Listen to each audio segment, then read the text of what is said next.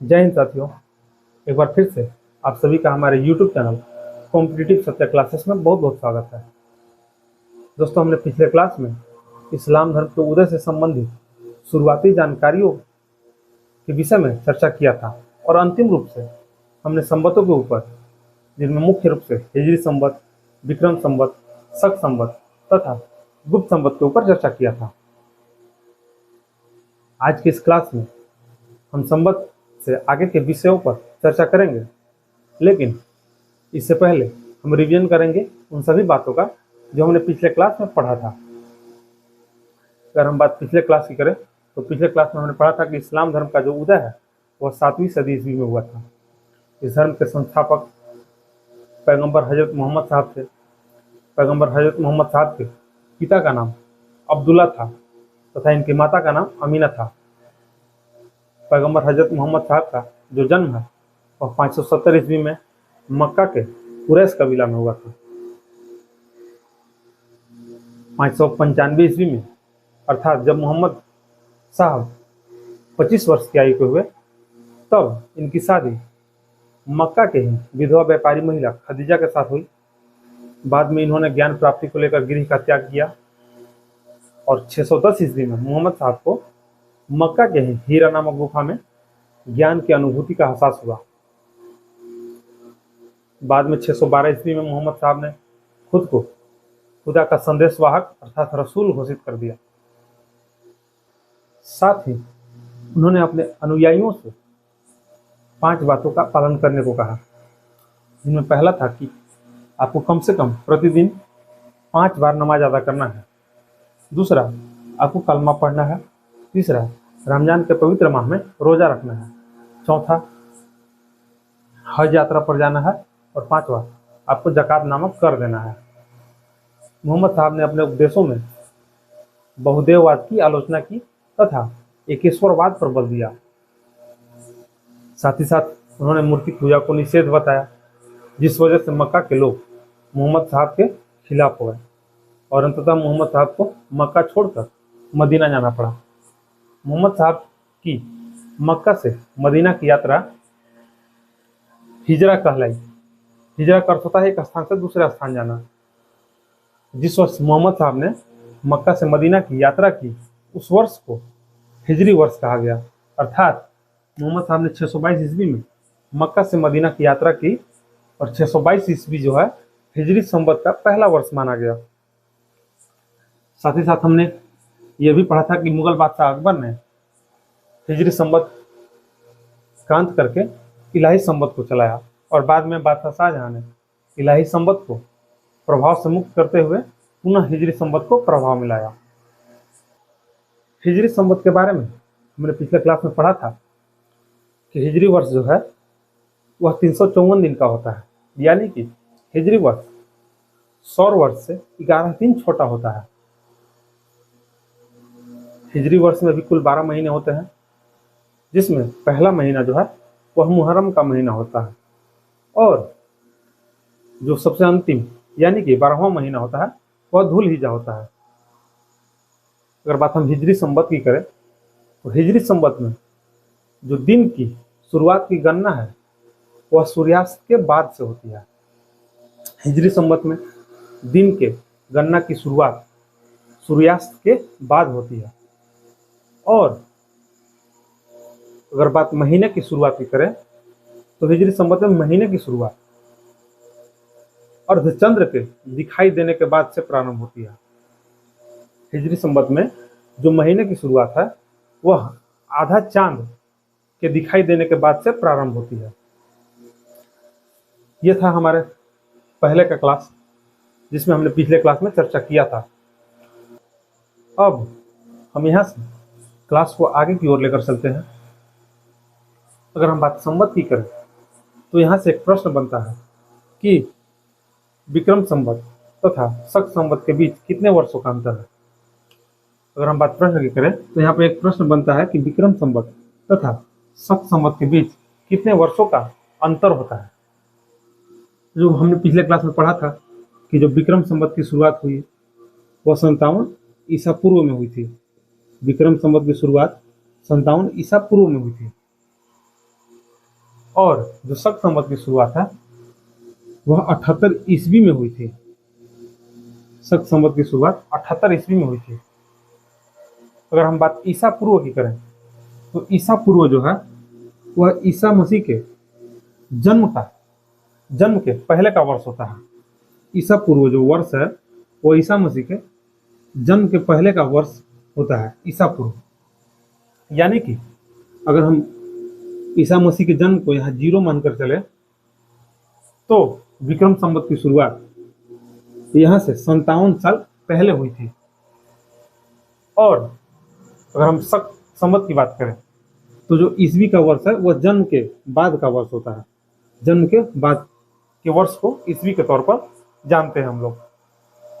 अगर हम बात करें शक संवत की तो यह जन्म के 78 साल बाद शुरुआत हुई शक संवत की। यानी कि अगर हम बात करें इन दोनों संवतों के बीच के अंतर का तो ये पूरा जो यहाँ से यहाँ तक ये पूरे वर्ष का अंतर होगा। यानी कि ये 57 साल इधर, 57 साल इधर और 78 साल इधर। अगर हम बात अंतर की करें तो इन दोनों को हम जोड़ देंगे, 57 साल इधर तथा 78 साल इधर, इन दोनों को हम जोड़ेंगे तो टोटल 135 वर्ष आएगा, 135 वर्ष आएगा।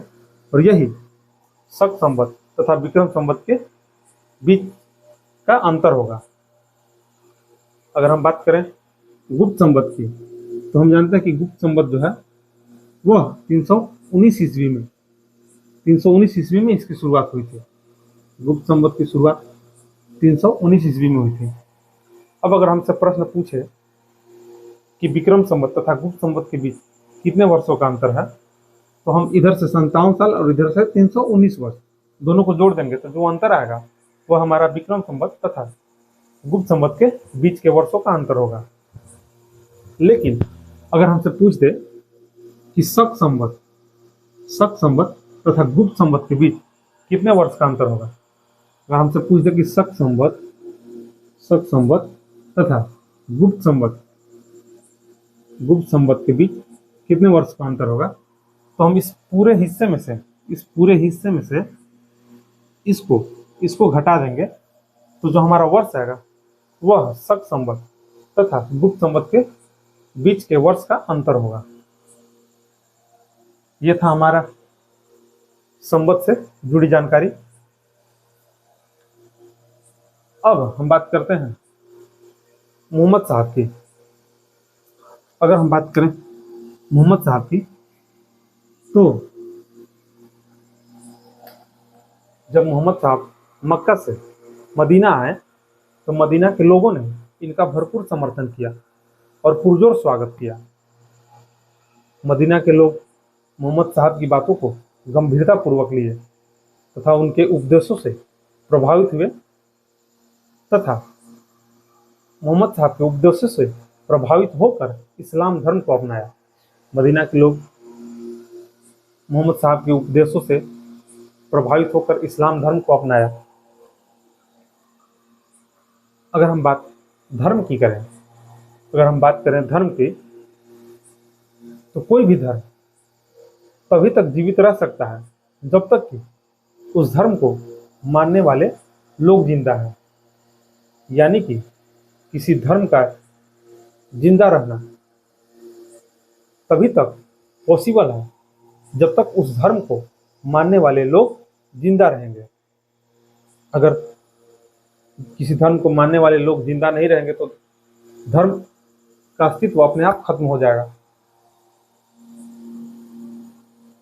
यानी कि किसी धर्म को जिंदा रखना है तो उस धर्म को मानने वाले लोगों को जिंदा रखना पड़ेगा।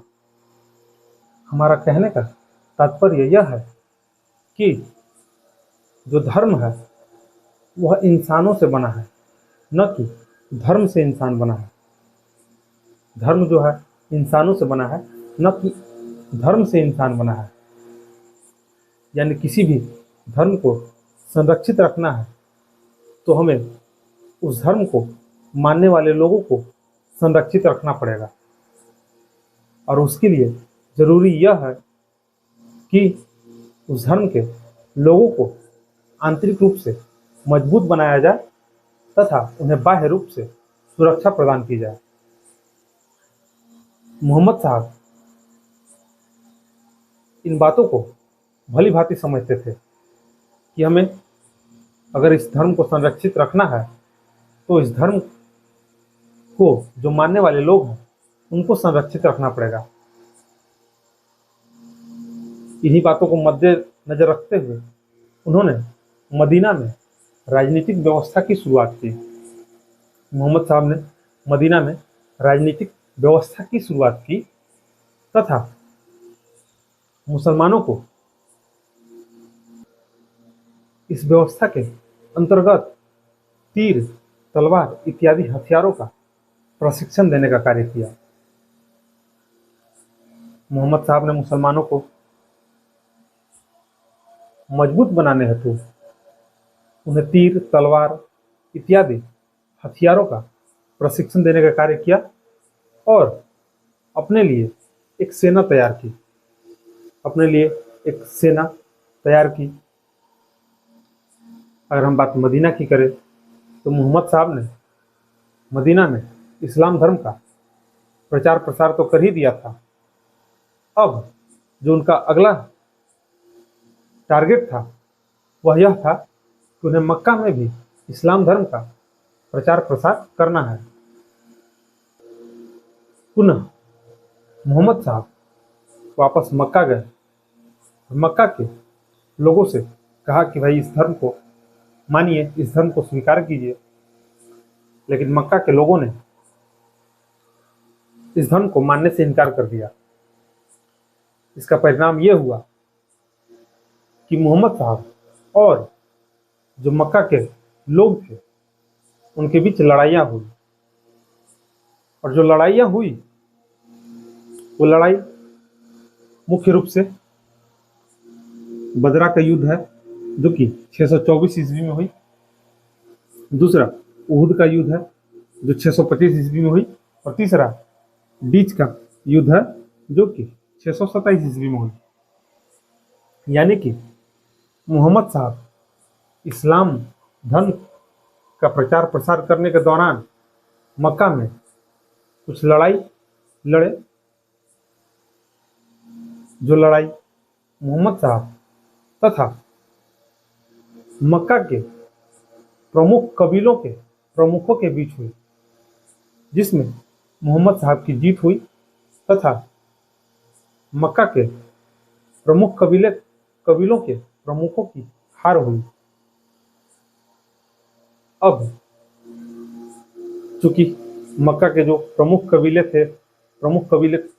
के प्रमुख थे, उनके पास हारने के बाद दो ही ऑप्शन थे। एक ये कि या तो वे इस्लाम धर्म को स्वीकार करें या दूसरा कि वे मोहम्मद साहब की अधीनता को स्वीकार करें, यानी कि मोहम्मद साहब की गुलामी को स्वीकार करें। अंततः विवश होकर जो मक्का के प्रमुख कबीले थे, शक्तिशाली कबीले थे, उनके प्रमुखों ने इस्लाम धर्म को स्वीकार किया। यानी कि हम कह सकते हैं कि मोहम्मद साहब ने तलवार के दम पर इस्लाम धर्म का विस्तार किया। मोहम्मद साहब ने तलवार के दम पर इस्लाम धर्म का विस्तार किया। अब चूंकि मक्का के जो प्रमुख कबीले थे उन्होंने इस धर्म को अपना लिया, इस धर्म को स्वीकार कर लिया, तो बाद बाकी छोटे कबीलों ने भी इस्लाम धर्म अपना लिया, इस धर्म को स्वीकार कर लिया। सन 628 ईस्वी में मक्का के लोगों ने मोहम्मद साहब के साथ समझौता कर लिया। सन 628 ईस्वी में मक्का के लोगों ने मोहम्मद साहब के साथ समझौता कर लिया, संधि कर लिया। और इस संधि के बाद मोहम्मद साहब राजनीतिक शासक तथा एक धर्म के प्रधान के रूप में उभर कर सामने आए एवं मदीना राजनीतिक राजधानी बनी तथा मक्का मक्का जो है वह धार्मिक केंद्र बना।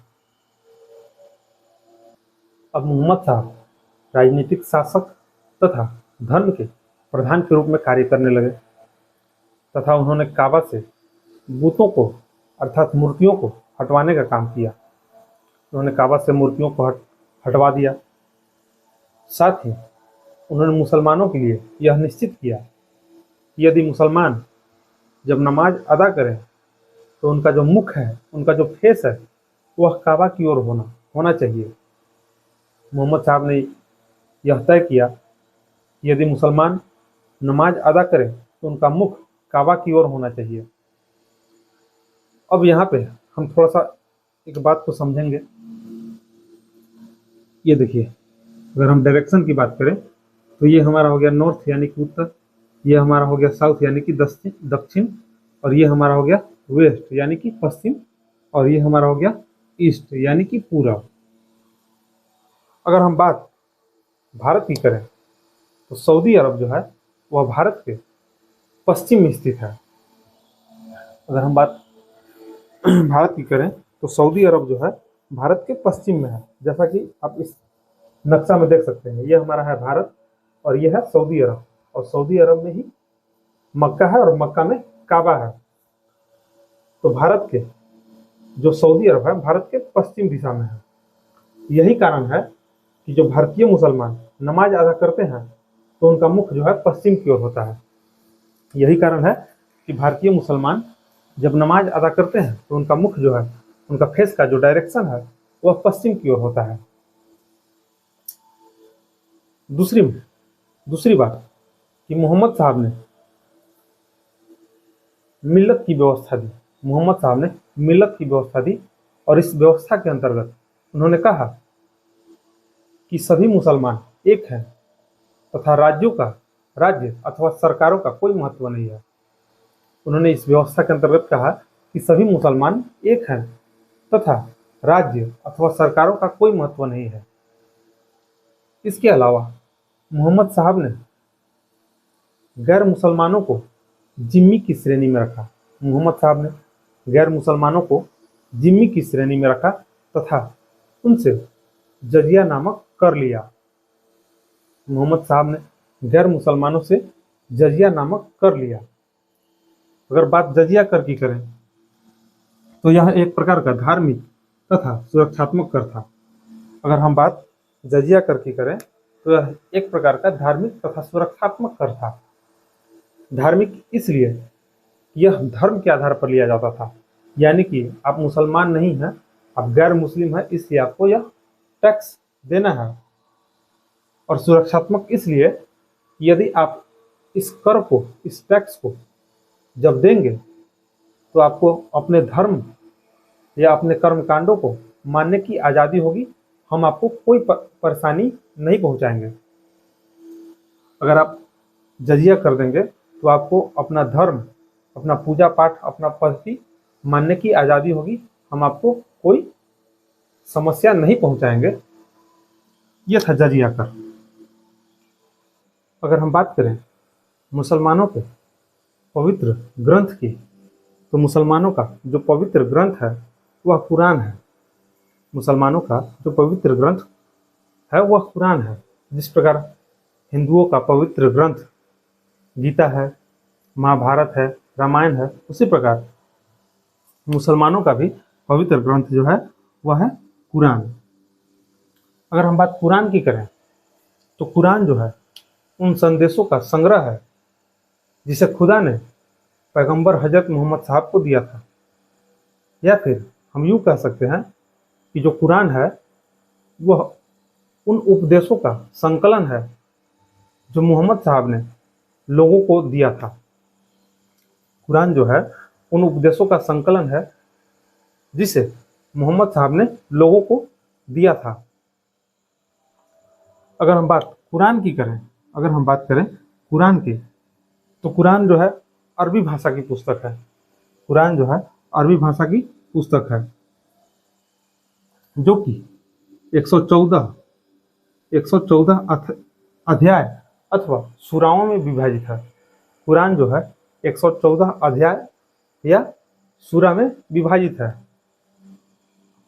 अगर हम कुरान के पहले अध्याय को छोड़ दें, अगर हम कुरान के पहले अध्याय को छोड़ दें तो इसके जो बाकी के अध्याय है उसकी क्रमिक लंबाई जो है वह क्रमिक लंबाई घटते जाती है।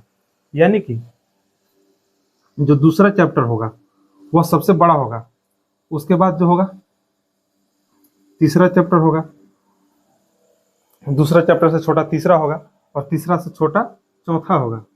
इसी प्रकार जो सबसे अंतिम चैप्टर होगा वह सबसे छोटा होगा। अगर हम बात पहले अध्याय की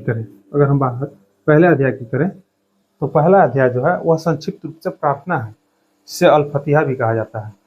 जो पहला अध्याय है वह संक्षिप्त रूप से प्रार्थना है, जिसे अल फतिहा भी कहा जाता है। अगर हम कुरान के अध्याय 31 पद 27 की बात करें तो इसमें लिखा है कि यदि दुनिया के समस्त पेड़ कलम होते तथा महासागर स्याही होते, इसके साथ बाकी के महासागर स्याहियों की पूर्ति हेतु होते, तब भी लिखते लिखते अल्लाह के शब्द समाप्त नहीं होते। एक बार फिर से सुनिएगा हम क्या कह रहे हैं कि कुरान के अध्याय 31 तथा पद 27 में लिखा है कि यदि दुनिया के समस्त पेड़ कलम होते तथा महासागर स्याही होते, इसके साथ बाकी के महासागर स्याहियों की पूर्ति हेतु होते, तब भी लिखते लिखते अल्लाह के शब्द समाप्त नहीं होते। अगर हम बात कुरान की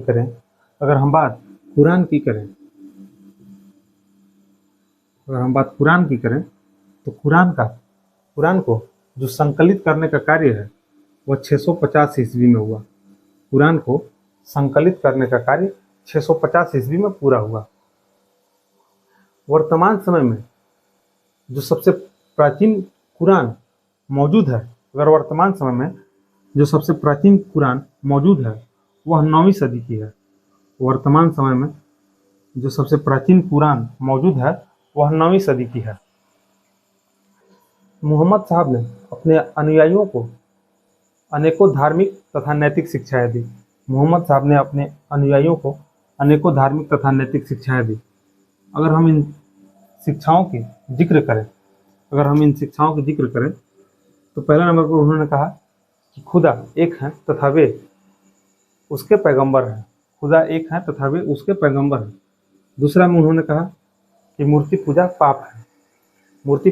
पाप है।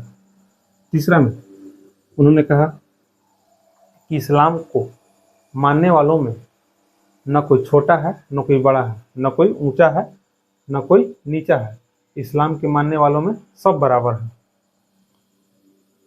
चौथा में उन्होंने कहा कि माता पिता तथा गुरुजनों का एवं फकीरों का सम्मान करना चाहिए।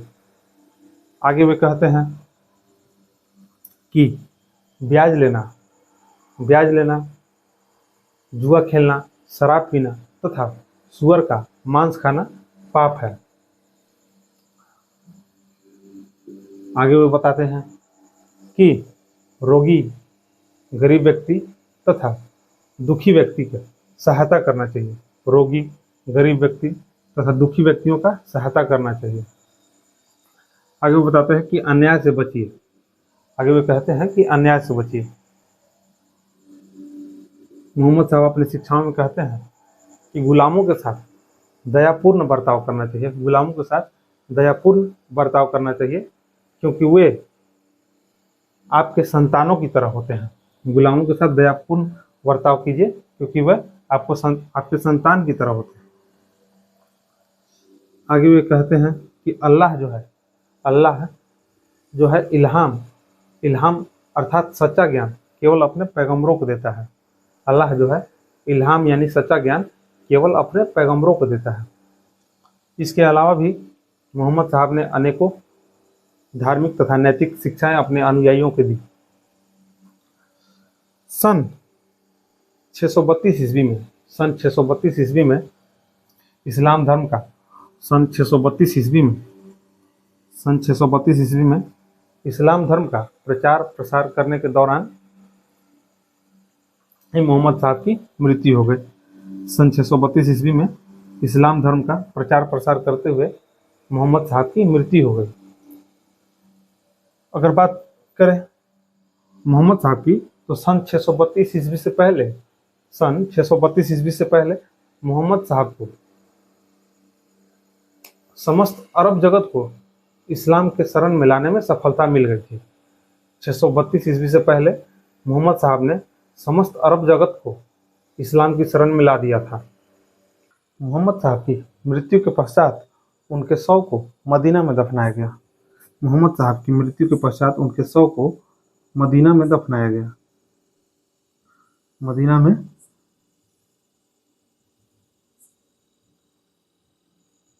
दफनाया गया। मोहम्मद साहब की मृत्यु के पश्चात उनके शव को मदीना में दफनाया गया। अगर हम बात मोहम्मद साहब की करें तो मोहम्मद साहब को मोहम्मद सल्लल्लाहु तआला अलैहि वसल्लम भी कहा जाता है। मोहम्मद साहब को मोहम्मद सल्लल्लाहु तआला अलैहि वसल्लम भी कहा जाता है।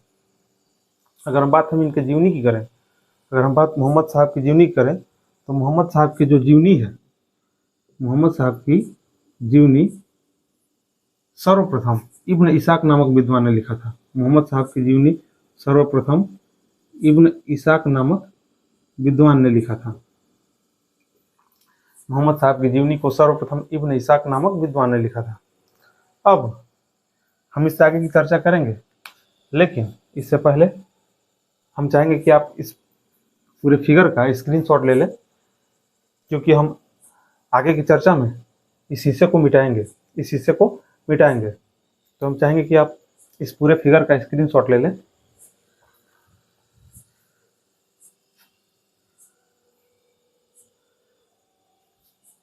चलिए इस चीज को हम मिटाते हैं।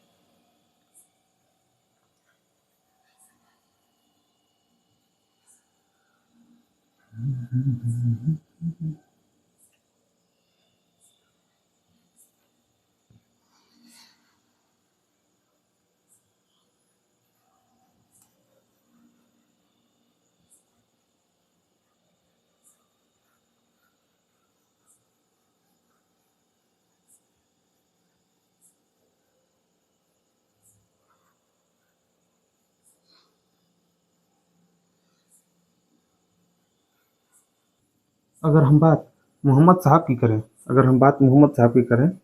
मोहम्मद साहब ने अपने मृत्यु से पहले किसी को भी अपना अगला उत्तराधिकारी घोषित नहीं किया था। मोहम्मद साहब ने अपनी मृत्यु से पहले किसी को भी अपना अगला उत्तराधिकारी घोषित नहीं किया। ठीक उसी प्रकार जिस प्रकार बौद्ध धर्म के संस्थापक महात्मा बुद्ध ने अपनी मृत्यु से पहले अपना उत्तराधिकारी किसी को भी घोषित नहीं किया।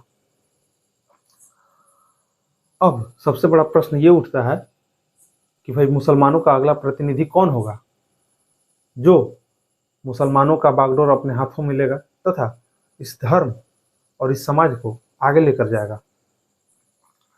चूंकि उत्तराधिकारी का कोई स्थापित सिद्धांत नहीं था, तो उत्तराधिकारी का कोई स्थापित सिद्धांत नहीं होने के कारण जो मोहम्मद साहब की राजनीतिक सत्ता थी, उत्तराधिकारी का कोई स्थापित सिद्धांत नहीं होने के कारण जो मोहम्मद साहब की राजनीतिक सत्ता थी उसे उम्मा को हस्तांतरित कर दिया गया। उम्मा के बारे में हमने पिछले क्लास में बात किया था कि आस्तिकों का ऐसा समूह जो एक ही ईश्वर में विश्वास करता है। आस्तिकों का ऐसा समूह या समाज जो एक ही ईश्वर में विश्वास करता है। यानी कि अब यह समाज तय करेगा कि हमारा अगला प्रतिनिधि कौन होगा। और जब मोहम्मद साहब की राजनीतिक सत्ता को उम्मा को हस्तांतरित कर दिया गया, इसके दो प्रभाव देखने को मिले। जब मोहम्मद साहब की राजनीतिक सत्ता को उम्मा को हस्तांतरित कर दिया गया, इसके दो प्रभाव देखने को मिले। पहला ये हुआ कि नए लोगों को अवसर मिला, यानी कि नए लोगों में ये आशा जगी कि हम भी मोहम्मद साहब के प्रतिनिधि बन सकते हैं। दूसरा ये कि मुसलमानों में गहरा मतभेद हो गया। मुसलमानों में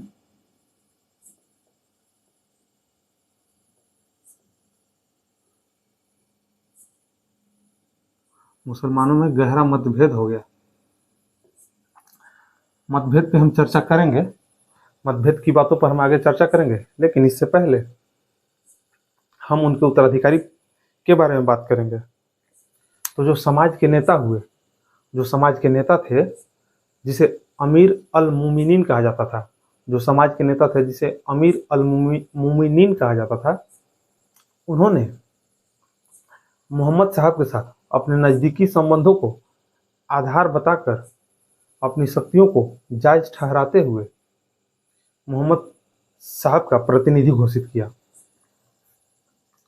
जो समाज के नेता थे उन्होंने अपनी शक्तियों को मोहम्मद साहब के साथ अपने नज़दीकी संबंधों को आधार बताकर अपनी शक्तियों को सही ठहराते हुए खुद को मोहम्मद साहब का प्रतिनिधि घोषित किया, जिन्हें खलीफा कहा गया, जिन्हें खलीफा कहा गया।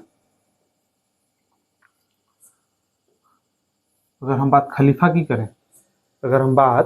की करें, तो पहले 4 ऐसे खलीफा हुए जिन्होंने मोहम्मद साहब के साथ अपने नज़दीकी संबंधों को आधार बनाकर खुद को खलीफा के पद पर आसीन किया। अगर हम इन नामों की चर्चा करें तो पहला नाम है अबू बकर।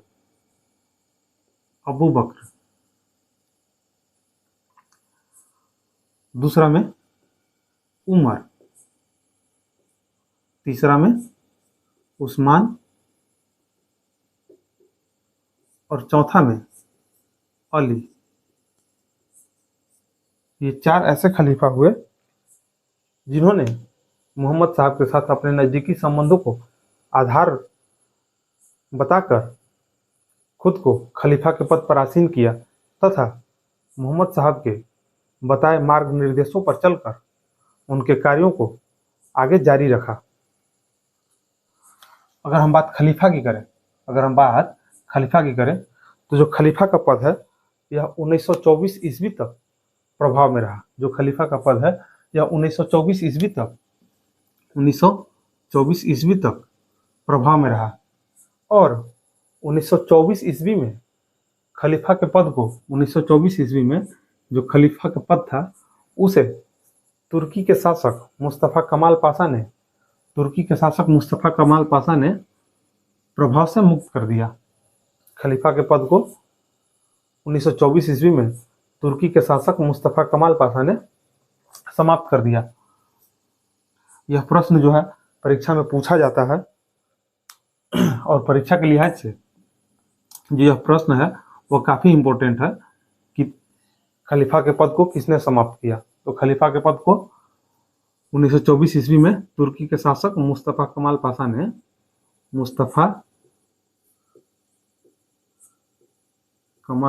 ने 1924 ईस्वी में खलीफा के पद को समाप्त कर दिया। अगर हमने तुर्की की चर्चा कर ही ली है तो लगे हाथ 1-2 देश से कोई और चर्चा कर लेते हैं। अगर बात करें अरब की तो अरब के रहने वाले लोगों ने ही भारत में रहने वाले लोगों के लिए सर्वप्रथम हिंदू शब्द का प्रयोग किया। अरब के रहने वाले लोगों ने ही सर्वप्रथम भारत में रहने वाले लोगों के लिए हिंदू शब्द का प्रयोग किया। अगर हम बात ईरान की करें तो ईरान के लोगों ने भारत के लिए हिंदुस्तान शब्द का प्रयोग किया। ईरान के लोगों ने भारत के लिए हिंदुस्तान शब्द का प्रयोग किया। अगर हम बात यूनान की करें तो यूनान के लोगों ने भारत के लिए सर्वप्रथम इंडिया शब्द का प्रयोग किया। यहाँ से प्रश्न परीक्षाओं में पूछे जाते हैं कि किसने भारत को किस नाम से बुलाया। अब हम चर्चा करेंगे मतभेद के कारणों पर कि मुसलमानों में मतभेद क्यों हुए, किस बात को लेकर हुए। अगर आपने जैन धर्म तथा बौद्ध धर्म के बारे में पढ़ा होगा तो आप जानते होंगे, और यदि नहीं जानते होंगे तो हम आपको बताएंगे। जिस प्रकार जैन धर्म में महावीर स्वामी के मृत्यु के पश्चात जैन धर्म दो भागों में विभाजित हो गया, पहला श्वेतांबर और दूसरा दिगंबर। जिस तरह से महावीर स्वामी की मृत्यु के पश्चात जैन धर्म दो भागों में बट गया, पहला श्वेतांबर, दूसरा दिगंबर। अगर हम बात श्वेतांबर की करें तो श्वेतांबर जो श्वेत वस्त्र धारण करने वाले थे वे श्वेतांबर कहलाए, या स्थूल भद्र के शिष्य श्वेतांबर कहलाए। अगर हम बात दिगंबर की करें तो वे लोग जो बिना कपड़ों के अर्थात नग्न रहते थे, या फिर कहें कि भद्रबाहु के शिष्य दिगंबर कहलाए। अगर हम बात श्वेतांबर संप्रदाय की करें तो श्वेतांबर संप्रदाय जो था वह उदारवादी संप्रदाय था। अगर बात दिगंबर संप्रदाय की करें तो दिगंबर संप्रदाय जो था वह कट्टरवादी संप्रदाय था। दिगंबर संप्रदाय का मानना था कि महिलाएं जो है वह मोक्ष को प्राप्त नहीं कर सकती हैं, जबकि श्वेतांबर संप्रदाय यह मान के चलता था कि महिलाएं भी मोक्ष को प्राप्त कर सकती हैं।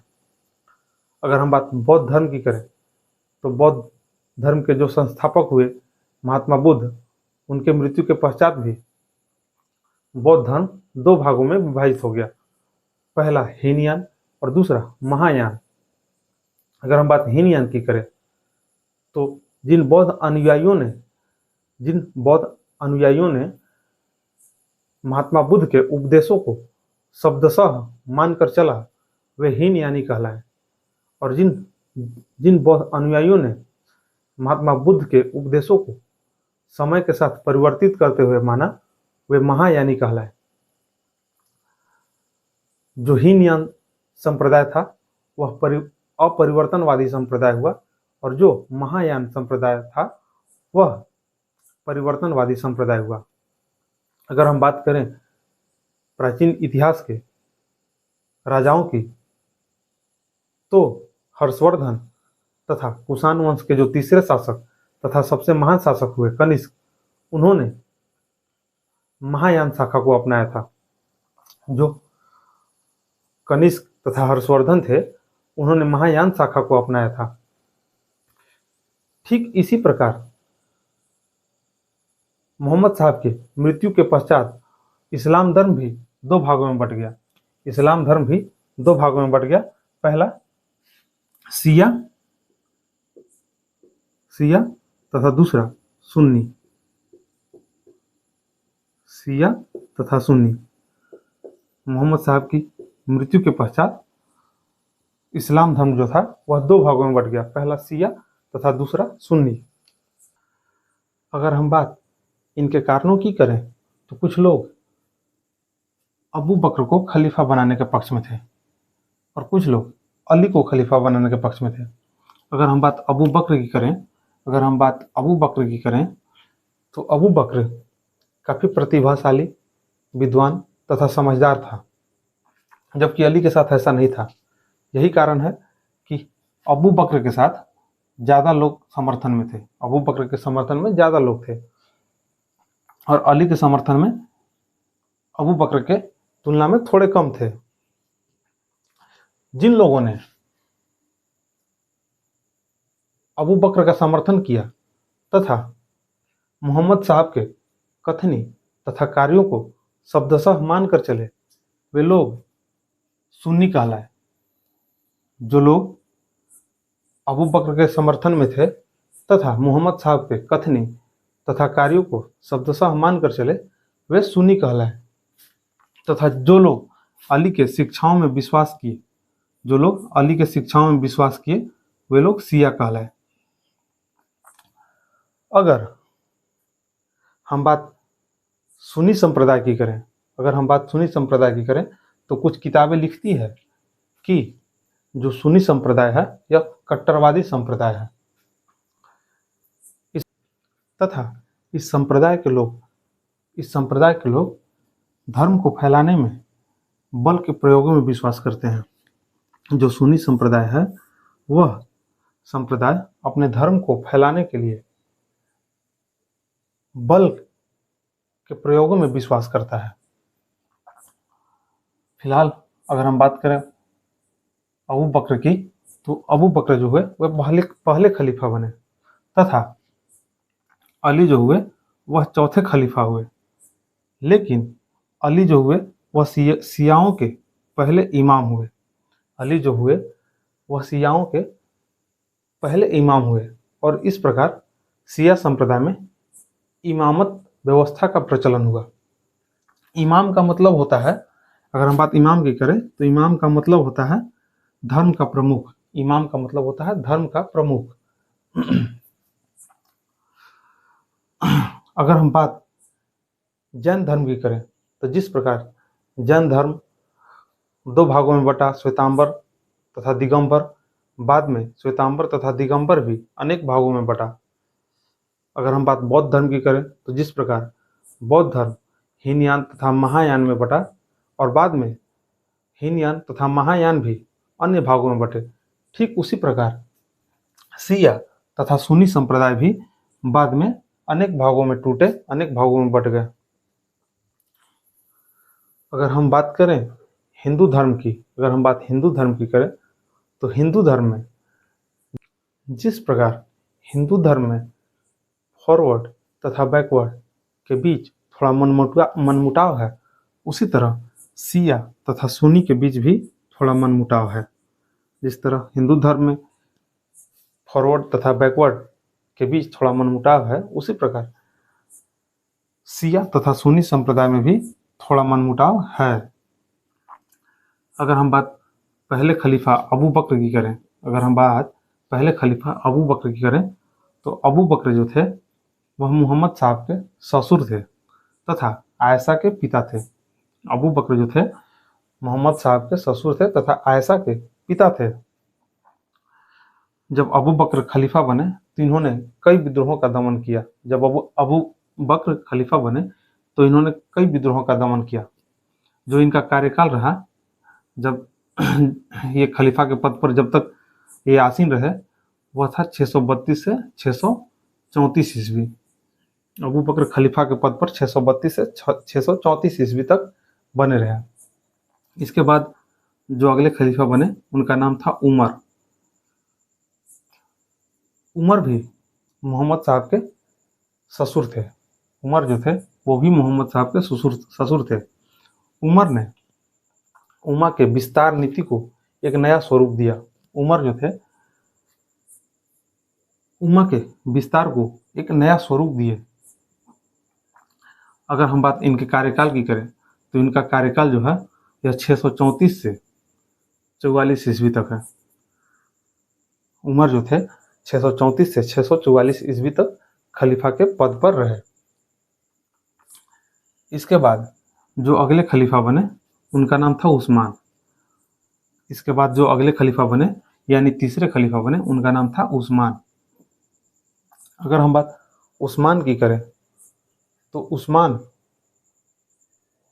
मध्य एशिया तक इस्लाम धर्म का नियंत्रण कायम करने के लिए अनेकों अभियान किए। उस्मान जो थे वह मध्य एशिया तक इस्लाम धर्म का नियंत्रण कायम करने के लिए अनेकों अभियान किए। उस्मान शासन पर ज़्यादा नियंत्रण चाहते थे। इस वजह से उस्मान जो थे उस्मान शासन व्यवस्था में ज़्यादा से ज़्यादा अपने लोगों को भरने का काम किए। उस्मान जो थे अपने शासन में ज़्यादा से ज़्यादा अपने लोगों को भरने का काम किए। इस वजह से मुसलमानों में मतभेद उत्पन्न होने लगा तथा उस्मान का विरोध होने लगा। जब उस्मान 80 वर्ष के हुए तब 656 ईस्वी में इनकी हत्या कर दी गई। उस्मान की 656 ईस्वी में हत्या कर दी गई और इनका जो कार्यकाल था वह 644 से 656 ईस्वी तक रहा। उस्मान का जो कार्यकाल था 644 से 656 ईस्वी तक रहा। बाद में जो अगले खलीफा बने यानी कि चौथे खलीफा बने, उनका नाम था अली। अली जो थे वह चौथे खलीफा बने। अली ने भी इस्लाम धर्म का विस्तार किया तथा अनेकों अभियान किए। बाद में अली ने खुद को कूफा में स्थापित कर लिया। अली ने खुद को कूफा में स्थापित कर लिया। ये कूफा क्या होता है? तो कूफा रेगिस्तान के किनारे बसे हुए शहर होते थे। रेगिस्तान के किनारे बसे हुए शहर जिन्हें कूफा कहते थे। अगर हम बात अली की करें तो अली जो थे वे मोहम्मद साहब के चचेरे भाई तथा दामाद भी थे। अली जो थे मोहम्मद साहब के चचेरे भाई तथा दामाद भी थे। अली को शिया तथा सुन्नी दोनों संप्रदाय के लोग मानते हैं। अली को शिया तथा सुन्नी दोनों संप्रदाय के लोग मानते हैं। अली जो है शियाओं के पहले इमाम तथा सुन्नी संप्रदाय के चौथे खलीफा हुए। अली जो है शिया संप्रदाय के पहले इमाम तथा सुन्नी संप्रदाय के चौथे खलीफा हुए। और इनका जो कार्यकाल रहा वह 656 ईस्वी से 661 ईस्वी तक। अली खलीफा के पद पर 656 से 661 ईस्वी तक ये आसीन रहे। अगर हम बात चारों खलीफाओं की करें तो मोहम्मद साहब के ठीक बाद जो खलीफा बने, आपको उनका नाम याद रखना है।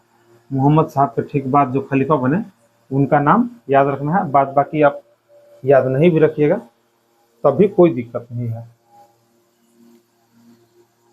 अली ने अपने कार्यकाल में कई अभियान किए। उन्होंने सिफिन यानी कि उत्तरी मेसोपोटामिया, अगर बात मेसोपोटामिया की करें तो मेसोपोटामिया का जो आधुनिक नाम है वह इराक है। मेसोपोटामिया का आधुनिक नाम इराक है। अली ने सिफिन में एक लड़ाई लड़ी और यह जो लड़ाई है वह संधि के रूप में खत्म हुई, यानी कि समझौता के रूप में खत्म हुई। अली ने सिफिन में एक लड़ाई लड़ी जो संधि के रूप में यानी कि समझौता के रूप में खत्म हुई। जब यह लड़ाई समझौता के रूप में खत्म हुई तब अली के जो साथी थे, जो अली के सेना थे, वे इनसे खफा हो गए। अली के जो साथी थे वे इनसे खफा हो, कुछ इनके साथ वफादार बने रहे तथा कुछ इनसे खफा हो गए। जो इनसे खफा होके इनका साथ छोड़कर चले गए, जो अली से खफा होके इनका साथ छोड़कर चले गए, वे लोग खर्जी कहलाए।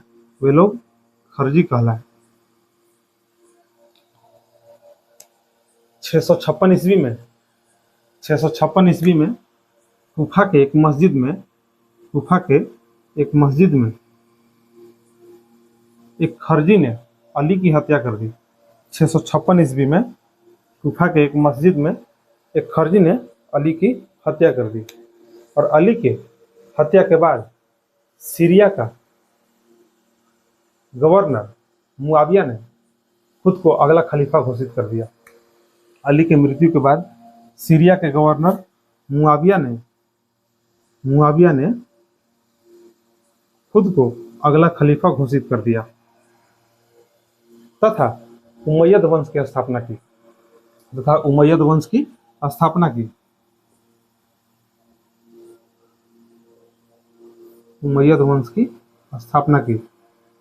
अगर हम बात मुआविया की करें तो मुआविया जो था वह तीसरे खलीफा उस्मान का रिश्तेदार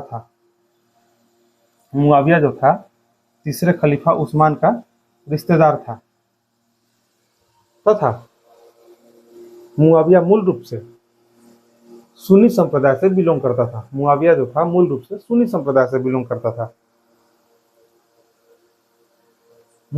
है मुआविया ने वंशानुगत उत्तराधिकारी परंपरा की शुरुआत की। मुआविया ने वंशानुगत उत्तराधिकारी परंपरा की शुरुआत की तथा प्रमुख मुसलमानों पर इस बात का दबाव डाला कि वे लोग उसके बेटों को अगला खलीफा स्वीकार करें। मुआविया ने प्रमुख मुसलमानों पर इस बात के दबाव डाला कि वे लोग उसके बेटे को अगला खलीफा के रूप में स्वीकार करें, और हुआ भी ऐसा ही। अगर हम बात उमैयद वंश की करें तो उमैयद वंश का जो अगला खलीफा बना वह मुआविया का बेटा यजीद बना। उमैयद वंश का अगला खलीफा मुआविया का बेटा यजीद बना। यजीद साम्राज्य पे अपनी पकड़ मजबूत करना चाहता था। यजीद जो है साम्राज्य पे अपनी पकड़ मजबूत करना चाहता था। इसी वजह से यजीद ने हुसैन तथा उनके समर्थकों पर दबाव बनाना शुरू किया। यजीद हुसैन तथा उनके समर्थकों पर दबाव डालना शुरू किया। अगर बात हम हुसैन की करें तो हुसैन जो थे वे अली के बेटे थे। हुसैन अली के बेटे थे तथा मोहम्मद साहब के नाती थे। हुसैन जो थे अली के बेटे तथा मोहम्मद साहब के नाती भी थे। यही कारण है कि हुसैन के साथ मुसलमानों का एक बहुत बड़ा तबका था, और यजीद यही चाहता था कि हुसैन जो है हमारी सरपरस्ती को स्वीकार करें। अगर हम बात करें इस्लामिक कैलेंडर की तो इस्लामिक कैलेंडर के अनुसार 2 मुहर्रम यानी कि मुहर्रम महीने की दूसरी तारीख को हुसैन अपने समर्थकों के साथ करबला के मैदान में पहुंचे। अगर बात हम करबला की करें तो जो करबला है वह वर्तमान में इराक की राजधानी बगदाद से करीब 103 किलोमीटर की दूरी पर है। जो करबला जो है वह वर्तमान में इराक की राजधानी बगदाद से करीब 103 किलोमीटर की दूरी पर है। जब हुसैन अपने समर्थकों के साथ अपना काफिला लेकर करबला के मैदान पहुंचे, तब यजीद ने उनके सामने प्रस्ताव रखा कि वे यजीद की सरपरस्ती को स्वीकार करें। यजीद ने हुसैन के सामने प्रस्ताव रखा कि हुसैन जो है यजीद की सरपरस्ती को यानी कि उसकी अधीनता को स्वीकार करें। हुसैन ने यजीद की बातों को मानने से साफ इनकार कर दिया। इससे यजीद गुस्सा होकर हुसैन तथा उनके समर्थकों का खाना पानी सब पे पाबंदी लगा दिया। करबला के आसपास जितने भी पानी के सोते थे उस पे सैनिकों का पहरा लगा दिया। हुसैन जो है इसके बाद भी यजीद की बातों को नहीं माने। इससे गुस्सा होकर यजीद हुसैन के साथ खुली जंग का ऐलान कर दिया। बात है 9 मुहर्रम की रात को। 9 मुहर्रम यानी कि मुहर्रम महीने की 9 तारीख को हुसैन अपने समर्थकों को एकत्रित करते हुए रात में रोशनी बुझाते हैं और कहते हैं कि मैं किसी के साथियों को अपने साथियों से ज़्यादा वफादार तथा बेहतर नहीं समझता। कल के दिन हमारा दुश्मनों से मुकाबला है। उधर लाखों की तादाद वाली फौज है, तीर है, तलवार है तथा जंग के सारे हथियार हैं। उनसे मुकाबला मतलब कि जान का बचना मुश्किल है। अतः मैं आप सभी को बखूबी इजाज़त देता हूँ कि आप यहाँ से चले जाइए। हमें आपसे कोई गिला शिकवा नहीं है। जो लोग मेरा साथ छोड़कर जाएंगे उन्हें यजीद की सेना कुछ नहीं करेगी, क्योंकि वे सिर्फ मेरे खून के प्यासे हैं। ऐसा कहने के कुछ समय बाद उन्होंने रोशनी फिर से जला दी। जब उन्होंने रोशनी जलाई तो देखा कि एक भी साथी उनका साथ छोड़कर नहीं गए हैं, सभी साथी वहीं के वहीं खड़े हैं। अब बात है 10 मुहर्रम की। 10 मुहर्रम की सुबह जब हुसैन ने सुबह की नमाज पढ़ाई, तब यजीद तथा उसकी सेना ने तीरों की बरसात शुरू कर दी। हुसैन के साथी उनके ढाल बनकर खड़े रहे और इस तीरों के बरसात में ही उनकी नमाज पूरी कराई गई। उनके साथी तीर से छलनी हो गए और जब तक दिन ढलता तब तक उनके सभी साथी 72 के 72 सभी साथी मारे गए। कहा जाता है कि इस लड़ाई के दरमियान ही हुसैन का 6 माह का बेटा अली असगर प्यास के मारे तड़प रहा था, जिसे लेकर हुसैन पानी पिलाने गए तो यजीद की सेना ने ही तीर से अली असगर की गर्दन काट दी और बाद में हुसैन की भी भोथर खंजर से हत्या कर दी गई। इस जंग में हुसैन के परिवार, रिश्तेदार तथा उनके साथियों की हत्या कर दी गई। अर्थात हम कह सकते हैं कि करबला के मैदान में शिया तथा सुन्नी संप्रदाय के बीच संघर्ष हुआ, जिस संघर्ष में शिया संप्रदाय के लोग भारी संख्या में मारे गए। करबला के मैदान में शिया तथा सुन्नी के बीच संघर्ष हुआ, जिस संघर्ष में शिया संप्रदाय के लोग भारी संख्या में मारे गए। और जो मुहर्रम का त्यौहार है, यह त्यौहार इन्हीं के याद में मनाया जाता है। जो मुहर्रम का त्यौहार है, यह त्यौहार उन्हीं के याद में मनाया जाता है। अगर हम बात करें उमैयद वंश की, तो उमैयद वंश का जो शासन है, यह 661 से 750 ईस्वी तक रहा। उमैयद वंश का शासन 661 से 750 ईस्वी तक करीब 90 वर्षों तक रहा। उमैयद वंश के सबसे अंतिम खलीफा मरवान, उमैयद वंश के जो सबसे अंतिम खलीफा हुए उनका नाम था मरवान। मरवान की हत्या अब्बासीदों ने कर दी।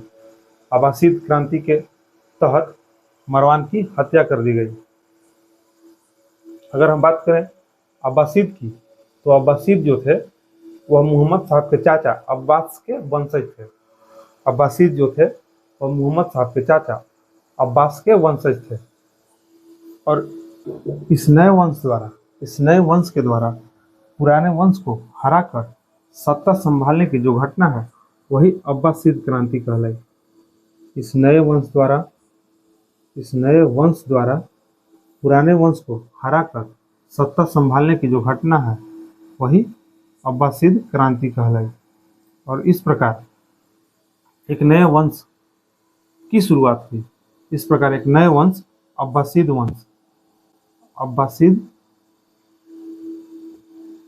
वंश की शुरुआत हुई। दोस्तों, हम इस अध्याय को यहीं पे समाप्त करेंगे।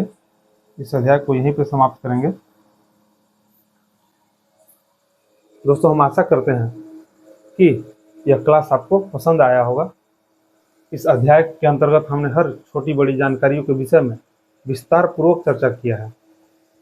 अगर आपको यह क्लास पसंद आया हो तो आप हमारे channel CSC competitive Satya classes को अपना सपोर्ट दीजिए और हम फिर अगले क्लास में मिलेंगे किसी नए अध्याय के साथ संपूर्ण चर्चा करते हुए।